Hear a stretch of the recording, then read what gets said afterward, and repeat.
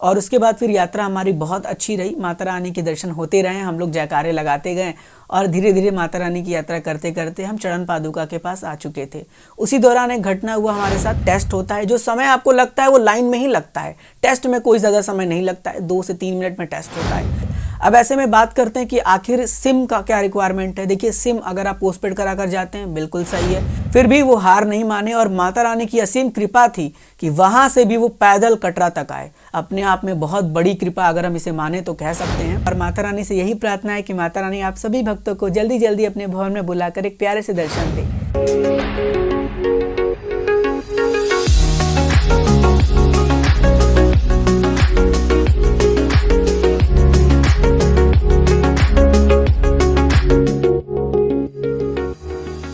जय माता दी, मैं हूं आयुष और आप देख रहे हैं यूट्यूब चैनल ट्रेन राइडर। जैसा कि आप सभी को पता होगा कि मैंने माता रानी की यात्रा अभी कुछ दिन पहले ही की थी और उसकी पूरी कंप्लीट वीडियो मैंने अपने चैनल पर अपलोड की है। अगर आपने अभी तक उस व्लॉग को, उस वीडियो को नहीं देखा है तो आप जाकर ज़रूर देखिए। उसका लिंक आपको डिस्क्रिप्शन में मिल जाएगा और साथ ही साथ दूसरे भक्तों तक भी शेयर करिए। यकीन मानिए, अगर आप उस व्लॉग को पूरा देखते हैं तो आप घर बैठे डिजिटली माता रानी की संपूर्ण यात्रा करेंगे और साथ ही साथ जो भी जानकारी नहीं होगी उसे भी आपको उस ब्लॉग में मिल पाएगा। तो आई होप कि आप उस ब्लॉग को पूरा ज़रूर देखेंगे। आज की इस वीडियो में हम आपको घर बैठे अपनी यात्रा की एक्सपीरियंस आपसे साझा करेंगे कि आखिर हमारी यात्रा कैसी थी, यात्रा में हमें क्या कुछ नया देखने को मिला, साथ ही साथ यात्रा के दौरान हमें जो कुछ प्रॉब्लम फेस करने पड़े तो वो क्या थे। इससे आपको हेल्प मिल जाएगा अपनी यात्रा करने में और अब आगे माता रानी की यात्रा अच्छी तरीके से कर पाएंगे। तो चलिए इस वीडियो की शुरुआत करते हैं। हमारी यात्रा की शुरुआत होती है जम्मू रेलवे स्टेशन से और पहला पड़ाव रहता है जो है कोविड टेस्ट का। आप सभी को पता है, आप काफ़ी क्वेश्चन भी पूछते हैं, तो वीडियो को आप पूरा ज़रूर देखिएगा ताकि इससे आपको जानकारी भी मिल पाए। देखिए, मैंने क्या किया था कि मैंने अपने ग्रुप्स के लोगों को, कुछ लोगों का टेस्ट घर से करवा लिया था और कुछ लोगों का टेस्ट नहीं कराया था। यहाँ तक कि मैंने खुद अपना टेस्ट नहीं कराया था। मैं सोचा था कि मैं वहाँ पहुँचूँगा, वहाँ पर टेस्ट कराऊँगा और क्या कुछ नया होगा, क्या कुछ जानकारियाँ होंगी वो आप तक साझा करूँगा। देखिए, हुआ क्या कि जब मैं यात्रा के दौरान जम्मू रेलवे स्टेशन पर पहुंचा, वहां पर जब हम उतरे तो वहां पर हमारी ट्रेनें खड़ी हुई। उसके बाद सारे पैसेंजर जो है वो कोविड के लाइन में लग गए। 2 लाइन था। पहला लाइन जिसके पास कोविड टेस्ट का रिपोर्ट है और वो भी 96 घंटे के अंदर का है, उनका एक अलग लाइन था। और जो दूसरी लाइन थी वो उनकी थी जिनके पास कोविड रिपोर्ट नहीं था। तो कुछ पैसेंजर्स जो हमारे साथ थे, जो हमारे ग्रुप्स के लोग थे, वो एक लाइन में लग गए जिनके पास कोविड रिपोर्ट था। वहाँ पर हुआ यूँ कि अगर आप रिपोर्ट लेकर जाते हैं, 96 घंटे के अंदर है, रिपोर्ट कोई सा भी हो, RT-PCR हो, रैपिड हो, कोई भी हो, वो वैलिड रहेगा। वो रिपोर्ट देखेंगे और आपको आगे जाने देंगे। लेकिन अगर आप रिपोर्ट लेकर नहीं जाते हैं, टेस्ट कराकर नहीं जाते हैं, तो वहाँ पर आपको टेस्ट कराना होगा। टेस्ट कराने में हार्डली 30 मिनट या 20 मिनट लगता है। आपका टेस्ट होता है, जो समय आपको लगता है वो लाइन में ही लगता है। टेस्ट में कोई ज़्यादा समय नहीं लगता है, 2 से 3 मिनट में टेस्ट होता है। और जो टाइम आपका लगेगा वो डिपेंड करता है कि पैसेंजर कितना ज़्यादा वहाँ पर अवेलेबल है, कितने पैसेंजर अभी हैं और कितने पैसेंजर के बाद आपका लाइन आता है। तो लाइन में ही आपको समय लगेगा, कुछ समय आपको लाइन में बिताना होगा, वहाँ पर आपका टेस्ट होगा। उसके बाद आपके हाथ पर एक मोहर लगेगा और आपका नाम और आपका मोबाइल नंबर, आपका सिटी, आपका एड्रेस पूरा वहाँ पर नोट होगा। और फिर आपके साथ आपको एक रिपोर्ट दिया जाएगा। अगर आप ग्रुप के साथ हैं तो आप ग्रुप का रिपोर्ट ले लीजिए जिसमें ग्रुप नंबर मेंशन होगा कि आपके साथ कितने लोग हैं। फिर आप अपनी रिपोर्ट को दिखाने के बाद रेलवे स्टेशन के बाहर आने के बाद आपका रिपोर्ट देखा जाएगा। जब आप बाहर निकलेंगे तो वहाँ पर आपका रिपोर्ट देखा जाएगा, आपका मोहर देखा जाएगा और फिर आप आगे कहीं पर भी जा सकते हैं। तो हम जब बाहर आए उसके बाद हमने अपना रिपोर्ट वगैरह सब दिखाया और जो लोग रिपोर्ट लेकर आए थे उनका भी रिपोर्ट दिखाया गया। हम लोग बाहर आ चुके थे। फिर अब बात आई कि जम्मू से कटरा कैसे चला जाए, बस से या ट्रेन से। आपको पता है कि अभी ट्रेनें उतने ज़्यादा अमाउंट में नहीं चल रही हैं और कुछ कुछ जगह पर तो सीट्स भी नहीं मिलते हैं। तो हमने ट्राई किया कि हम बस से चलेंगे। बस की भी वीडियो बनाई है, जाकर देख लीजिएगा, चैनल पर ऑलरेडी अपलोड है। तो हमने क्या किया कि हमने बस प्रेफर किया जम्मू से कटरा ट्रैवल करने के लिए। बस का जो कॉस्टिंग है वो 80 रुपीज़ है। अगर आप जम्मू से कटरा ट्रैवल करते हैं आपका 80 रुपीज़ लगेगा बस का। साथ ही साथ दोस्तों, बस में थोड़ी सी प्रॉब्लम आपको ये फेस करनी होगी कि पहले जो बस आपको मिलता था वो स्टेशन से जस्ट बाहर आने पर मिल जाता था, लेकिन अब जो बस मिलेगी वो पूरी तरीके से जब स्टेशन से आप बाहर आएंगे तब जाके आपको बस मिलेगी। वहाँ से आप बस लीजिए और फिर आप आगे यात्रा की ओर चले जाइए। याद रखिए, अभी पैसेंजर उतना ज़्यादा नहीं चल रहे हैं, इसलिए बसेस भी थोड़े कम चल रहे हैं और साथ ही साथ बसेस तभी चलेंगे जब पैसेंजर पूरी तरीके से फुलफिल हो जाएंगे। तो अगर आप जाते हैं, अगर आपको कोई बस मिल रहा है ऑन द स्पॉट, आप उसे लेकर चले जाइए। दूसरे बस का इंतज़ार नहीं करिए, क्योंकि पहले जैसे बसेस मिलते थे उस तरीके की बसेस सर्विस वहाँ पर अभी नहीं है। तो हमने बस लिया, हम पहुँचे कटरा। कटरा में हमने स्टे किया रात को और बेसिकली हमने एक होटल लिया। आप चाहें तो डोरमेट्री ले सकते हैं। कटरा में बहुत सारे होटल्स हैं, आपने होटल को ले सकते हैं जिससे आपकी यात्रा अच्छी रहे, आप थोड़ा सा रेस्ट कर सकते हैं। फिर मॉर्निंग में हमने अपनी यात्रा की शुरुआत की। यात्रा के दौरान हमें यात्रा पर्ची लेनी थी तो हमने ऑनलाइन भी करा लिया था और हम वहाँ पर जाकर भी ले लिए थे। याद रखिए, आप यात्रा की पर्ची ऑनलाइन भी ले सकते हैं जो कि श्राइन बोर्ड के वेबसाइट पर मिल जाएगी। कैसे लेनी है लिंक आपको डिस्क्रिप्शन में मिल जाएगा, आप जाकर देख लीजिएगा वो वीडियो। आप उस तरीके से यात्रा पर्ची ले सकते हैं। साथ ही साथ अगर आप यात्रा पर्ची वहाँ पर जाकर भी लेना चाहते हैं वो भी ले सकते हैं आप। किसी प्रकार का कोई भी प्रॉब्लम नहीं है और ऐसा बात नहीं है कि आप वहाँ पर यात्रा पर्ची लेते हैं तो आपको किसी प्रकार का कोई आईडी प्रूफ दिखाना है। कोई आईडी प्रूफ दिखाने की ज़रूरत नहीं है, आपको ऐसे ही यात्रा पर्ची मिल जाएगा। लेकिन अगर आप ऑनलाइन लेते हैं तो आपको आईडी प्रूफ एक देना होगा, कोई भी आप आईडी प्रूफ दीजिए। हमने वहाँ पर यात्रा पर्ची ली। उसके बाद हमने अपनी यात्रा की शुरुआत माता रानी के पावन यात्रा गेट से शुरू की और हम लगभग सुबह के 10 बजे 11 बजे के आसपास अपनी यात्रा की शुरुआत की, जिससे हम और जितने भी पड़ाव हमारी यात्रा में आते गए, चाहे आपका बाण गंगा हो, चरण पादुका हो, अर्धकुंवारी हो, भवन हो, भैरव घाटी हो, हम सभी दर्शन को करते गए। साथ ही साथ दोस्तों, अब जो हमने दर्शन शुरुआत की तो हम पहुँचे बाण गंगा।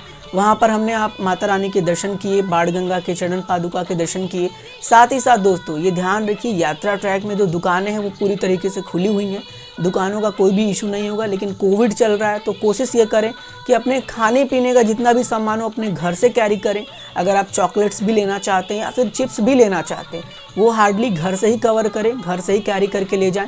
हम जितने भी प्रोडक्ट्स खाने पीने की थी, चाहे बिस्किट्स हो, टॉफ़ीज़ हो या फिर कोई चॉकलेट्स हो या चिप्स हो, ये सारे प्रोडक्ट हम अपने घर से ही कैरी कर गए थे। यात्रा के दौरान हमने कुछ ज़्यादा परचेज़ नहीं किया। उसके बाद हम पहुँचे माता रानी के अर्धकुंवारी मंदिर के पास। हार्डली 3 बज रहा था, 2-3 बज रहा था आसपास, इसी टाइम हो रहा था। हम वहाँ पर गए, माता रानी के दर्शन किए। वहाँ पर भी गर्भजून गुफा पूरी तरीके से खुल चुका है। माता रानी के भक्त वहाँ पर दर्शन कर रहे थे, हम भी दर्शन किए। वहाँ भी हमें काफ़ी अच्छा लगा, बहुत अच्छा सुकून शांति मिला। अब देखिए, जो फूड की रिक्वायरमेंट थी, भोजन की रिक्वायरमेंट थी, ध्यान रखिए अगर आप भोजन लेना चाहते हैं श्राइन बोर्ड के ही भोजनालय से लें। सबसे बड़ी बात ये रहेगी कि आपको पता है कि कटरा में भोजन का थोड़ा प्रॉब्लम होता है, लाल मिर्च रहता है तो थोड़ा सा पेट खराब होने का डर रहता है। लेकिन श्राइन बोर्ड का थोड़ा सा अच्छा रहेगा खाना एज़ कम्पेयर टू कटरा का, और साथ ही साथ उसमें जो कॉस्टिंग रहेगी वो भी ज़्यादा नहीं रहेगी, कम रहेगी। 40 रुपये में आपको राजमा चावल, कढ़ी चावल मिलते हैं और 70-75 रुपये का थाली मिलता है जो कि काफ़ी अच्छा होता है। हमने वही प्रीफर किया। हम लोग अर्धकुंवारी में फ़ूड लिए जो कि हमारा कढ़ी चावल था, बहुत टेस्टी था, अच्छा था। हमने वहाँ पर फूड लिया, फिर अपनी यात्रा को करते गए। आप ध्यान रखिएगा, यात्रा जब भी करिए रुक रुक कर करिएगा। हम भी अपनी यात्रा रुक रुक कर ही कर रहे थे, इसीलिए हमें काफ़ी सफिशिएंट टाइम लगा। और साथ ही साथ मैंने आप सभी के लिए व्लॉग भी बहुत मेहनत से बनाया था। आप चाहें तो उस ब्लॉग को भी जाकर देख लीजिएगा, शेयर कर दीजिएगा। आपके एक शेयर से हमारा मेहनत सफल हो जाएगा। हम पहुँचे माता रानी के भवन के पास। तो भवन पर जब हम पहुँचे तो लगभग आरती शुरू होने वाली थी। ये चीज़ आपको नोट करके रखना कि आप जब भी यात्रा करिए एक प्लान के अकॉर्डिंग करिए, ठीक है। मैंने जो यात्रा की थी वो प्लान के अकॉर्डिंग की थी, लेकिन हमारा थोड़ा सा प्लान चेंज हो गया एज़ कम्पेयर टू, इतने सारे लोग थे, ग्रुप्स के लोग थे, तो प्लान्स में थोड़े से बदलाव हो गए। तो हम जब पहुँचे आरती शुरू होने वाली थी, लेकिन हम लोग जल्दी जल्दी अपना सामान लॉकर में जमा किए और फिर आरती के पहले ही हमने दर्शन कर लिया। आप कोशिश करिएगा कभी भी आरती शुरू होने के टाइम या आरती शुरू होने के बाद दर्शन करने से थोड़ा सा बचिएगा, क्योंकि अगर आरती शुरू होने वाली थी तो वो कब दर्शन बंद कर देंगे कोई चांसेस नहीं रहते, और आरती ख़त्म होने के बाद दर्शन में काफ़ी भीड़ रहता है तो वो जल्दी जल्दी दर्शन कराते हैं। तो ध्यान रखिए, दर्शन जब भी करिए इस टाइम में करिए जिससे आपको अच्छे से दर्शन हो पाए। वैसे माता रानी की इच्छा थी तो हमें दर्शन बहुत ही प्यारे और भव्य हुए। हमने माता रानी के सुंदर पवित्र पिंडी स्वरूप दर्शन को किया, जिसमें हमें दर्शन हुए देवी महाकाली के, देवी महालक्ष्मी के और देवी महासरस्वती के। इन तीनों देवियों का दर्शन हमें बहुत भव्य तरीके से प्राप्त हुआ। और आप सभी को पता है कि इन तीनों देवियों से एक ज्योति प्रकट हुई जिसका नाम पड़ा माँ वैष्णो देवी। तो हमने माता रानी के इस पवित्र पिंडी स्वरूप दर्शन को बहुत ही प्यारे तरीके से प्राप्त किया। पंडित जी ने प्रसाद भी दिया और माथे पर तिलक भी लगाया, जिससे काफ़ी प्रसन्नता हुई कि माता रानी के इस पवित्र दर्शन को प्राप्त करने के साथ साथ इस चीज़ का भी मौका मिला। फिर हम नीचे आए, लॉकर के पास अपना सामान लिया और फिर हम कॉफ़ी पिए। फिर आगे की चढ़ाई की शुरुआत हमने कर दी, जो हमें भैरव घाटी जाना था। अब यहीं पर थोड़ी प्रॉब्लम्स आए, क्योंकि देखिए हुआ यूँ था कि आरती शुरू हुई थी और इस दौरान ज़्यादातर भक्त आरती के लाइन में लगे हुए थे। भैरव घाटी के ट्रैक पर रात का समय हो चुका था और उस समय श्रद्धालु बिल्कुल नहीं दिख रहे थे, बिल्कुल श्रद्धालु थे ही नहीं। हम कुछ ही लोग थे जो कि अपनी यात्रा की शुरुआत भवन से भैरव घाटी के लिए कर चुके थे। रास्ते में थोड़े थोड़े ट्रैक्स भी डैमेज थे, इस वजह से प्रॉब्लम्स भी थी, कहीं कहीं जगह पर लाइटिंग की भी प्रॉब्लम्स थी। तो आप ध्यान रखिए कि यात्रा जब भी करिए, यात्रा दिन के वक्त ही करिए। भैरव घाटी भी जाना है, आप रुक जाइए, मॉर्निंग में चले जाइए, या फिर अगर आपको बहुत ज़रूरी है तो आप जल्दी जल्दी ट्राई ना करें, आराम से करिए। टॉर्च वगैरह आप लेकर जाएं, लाइट का काफ़ी इशू था भैरव घाटी पर, बट यात्रा बहुत अच्छी रही। फिर हम भैरव घाटी पहुँचे, वहाँ पर हमारे ग्रुप्स के लोग कुछ लोग रुके, हम लोग कुछ लोग प्रसाद लिए, कुछ लोग दर्शन किए, फिर कुछ लोग रुके, कुछ लोग गए प्रसाद लेकर दर्शन किए। और वहाँ की भी एक्सपीरियंस बहुत अच्छी थी। वहाँ पर श्राइन बोर्ड द्वारा जगह जगह पर आग की व्यवस्था की गई थी, जिससे जो भी श्रद्धालु आ रहे हैं उन्हें ठंड लग रहा है तो वो अपना हाथ वगैरह जो है गर्म कर सकते हैं, पैर वगैरह गर्म कर सकते हैं।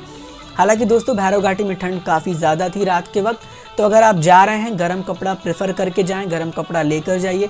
और भैरव घाटी से फिर हमने अपनी यात्रा की शुरुआत कर दी नीचे आने के लिए, क्योंकि हमें अर्धकुंवारी होते हुए कटरा आना था। तो फिर हमने जब यात्रा की शुरुआत की तो करीबन रात के 12-1 बज रहे थे, और उस टाइम जानते हैं ना कि पूरी तरीके से ट्रैक खाली था। अभी भी श्रद्धालु बहुत ज़्यादा ट्रैक पर नहीं हैं, कम हैं, और रात के समय तो और थोड़े कम श्रद्धालु हैं। तो इसलिए आप यही ट्राई करिएगा, जब भी यात्रा करिएगा दिन के वक्त करिएगा। और उसके बाद फिर यात्रा हमारी बहुत अच्छी रही, माता रानी के दर्शन होते रहे, हम लोग जयकारे लगाते गए और धीरे धीरे माता रानी की यात्रा करते करते हम चरण पादुका के पास आ चुके थे। उसी दौरान एक घटना हुआ हमारे साथ कि हमारे ग्रुप के एक लोग थे, एक्चुअली उनके साथ यूँ हुआ कि वो आ रहे थे और उन्होंने आगे कुछ देखा नहीं, कुछ जो है कहते हैं होल टाइप के थे यात्रा पर। और अभी भी अगर आप जाएंगे यात्रा पे देखेंगे कि अभी चरण पादुका के ऊपर तक कुछ होल किए गए थे। मैंने अपनी वीडियो में भी दिखाया था कि वहाँ पर कंस्ट्रक्शन का काम चल रहा था। उसी दौरान उनका पैर उस होल में चला गया और फिर उनका पैर वहाँ पर थोड़ा सा डैमेज हो गया, फ्रैक्चर उनके पैर में हो गया। फिर भी वो हार नहीं माने और माता रानी की असीम कृपा थी कि वहाँ से भी वो पैदल कटरा तक आए। अपने आप में बहुत बड़ी कृपा अगर हम इसे माने तो कह सकते हैं, क्योंकि पैर डैमेज हो जाने के कारण फिर भी वो यात्रा को पूरी तरीके से कंप्लीट किए। और यही प्रॉब्लम थोड़े से आपको फेस करने पड़ सकते हैं कि रात के समय जाने से थोड़ा सा अवॉइड करिएगा। रात में आपको ठंड भी ज़्यादा लगेगा, और दिन के वक्त अगर आप चलेंगे तो आप अच्छे से आनंद लेते हुए चलेंगे, माता रानी के दर्शन करते हुए चलेंगे और रास्ते में आपको किसी प्रकार का कोई दिक्कत नहीं होगा। दुकानों की बात की जाए, दुकानें पूरी तरीके से खुल रही हैं, 1-2 दुकानें ही बंद हैं, नहीं तो अब पूरी तरीके से दुकानें खुल चुकी हैं। और आने वाले समय में माता रानी की कृपा हुई तो ऐसे ही यात्री माता रानी की यात्रा पर जाते रहेंगे। तो दोस्तों जब हम नीचे आए फिर हमने वहाँ से ऑटो किया, क्योंकि पैर उनका काफ़ी प्रॉब्लम में था। तो फिर हम ऑटो से पहुँचे होटल। तो लगभग मॉर्निंग में हम लोग पहुँचे ऑटो से होटल 3-4 बजे के आसपास। और आप सोच सकते हैं ज़्यादा समय हमें लगा जब उनका पैर थोड़ा सा डैमेज हो गया, उसके बाद नीचे आने में हमें थोड़ा टाइम लग गया। तो उसके बाद हमारी टाइमिंग इतनी सी ही लगी और फिर हमने थोड़ा सा आराम किया 1-2 घंटे। फिर हम सोचे कि चलो यार कटरा में कुछ व्लॉग्स वगैरह बना लेते हैं, लोगों को जानकारी साझा कर देते हैं। अगर आप एक्टिव हुए होंगे तो आपको पता होगा कि आप हमारे व्हाट्सएप पर सारी जानकारी देख रहे थे, जान रहे थे। हम एक लाइव दर्शन व्हाट्सएप पर कराने का प्रयास कर रहे थे। अब ऐसे में बात करते हैं कि आखिर सिम का क्या रिक्वायरमेंट है। देखिए सिम अगर आप पोस्टपेड करा कर जाते हैं बिल्कुल सही है, लेकिन याद रखिए जियो का थोड़ा नेटवर्क बहुत अच्छा है as compared to Vodafone, Airtel. Jio is best, मैं यही आपसे कहूँगा, जाइए तो जियो का ही प्रेफर करिए। वहाँ पर भी आप जाकर प्रीपेड सिम ले सकते हैं, जिसका कॉस्ट है वो 300 से लेके 400 के आसपास आपको मिल जाएगा। और जो आईडी लगेगी वो आपकी ड्राइवरी लाइसेंस या वोटर आईडी कार्ड लगेगा, आधार पर आपको नहीं मिलेगा। मुझसे एक मिस्टेक हो गई थी, मैंने एक वीडियो में बताया था आधार, तो उस समय मैंने लिया था तो आधार से लिया था, लेकिन अब जो है वहाँ पर वोटर आईडी कार्ड या फिर आपकी ड्राइवरी लाइसेंस कोई अदर डॉक्यूमेंट हो तभी आपको जो है सिम मिल पाएगा। तो इस वीडियो में मैंने आपको कुछ इंपॉर्टेंट पॉइंट्स बताए हैं। एक पॉइंट आप और नोट करिएगा, जब भी यात्रा करने जाइए पूरी प्लानिंग के साथ जाइए। ज़्यादातर कोशिश करिए श्राइन बोर्ड के भोजनालय को लेने के लिए। अगर आप कटरा में ढूंढ रहे हैं श्राइन बोर्ड का भोजनालय तो त्रिकुटा भवन में है। अगर आप रास्ते में चलते रहते हैं तो भोजनालय आपको मिलते रहते हैं, वहाँ पर आप रुक कर भोजन ग्रहण कर सकते हैं। इस वीडियो में मैंने अपनी यात्रा की संपूर्ण एक्सपीरियंस आपसे साझा की है, बिना रुके। लगभग 10 से 15 मिनट मैंने पूरी तरीके से अपनी यात्रा के बारे में आपको बताया है। मुझे पूरा आशा है कि ये वीडियो आपको काफ़ी अच्छा लगा हो और इस वीडियो में आपको थोड़ी हेल्प भी मिली होगी कि आखिर आपको यात्रा किस प्रकार से करना है। तो मेरी बस यही मोटिव होती है कि मैं आपको सही जानकारी पहुंचा पाऊं और जानकारी अच्छे से दे पाऊं, जिससे आपकी यात्रा सुंदर व आरामदायक हो पाए और आप माता रानी की यात्रा सुंदर तरीके से कर पाए। आने वाले समय में हम कई सारी ऐसी इन्फॉर्मेटिव वीडियो आप तक साझा करेंगे और उम्मीद करेंगे कि आप उस वीडियो को देखेंगे, जिससे आपकी यात्रा अच्छी हो पाए। तो मिलते हैं फिर किसी नेक्स्ट वीडियोज़ में। आप देख रहे थे यूट्यूब चैनल, मैं था आयुष, और माता रानी से यही प्रार्थना है कि माता रानी आप सभी भक्तों को जल्दी जल्दी अपने भवन में बुलाकर एक प्यारे से दर्शन दे। God bless you all. जय हिंद, जय माता दी।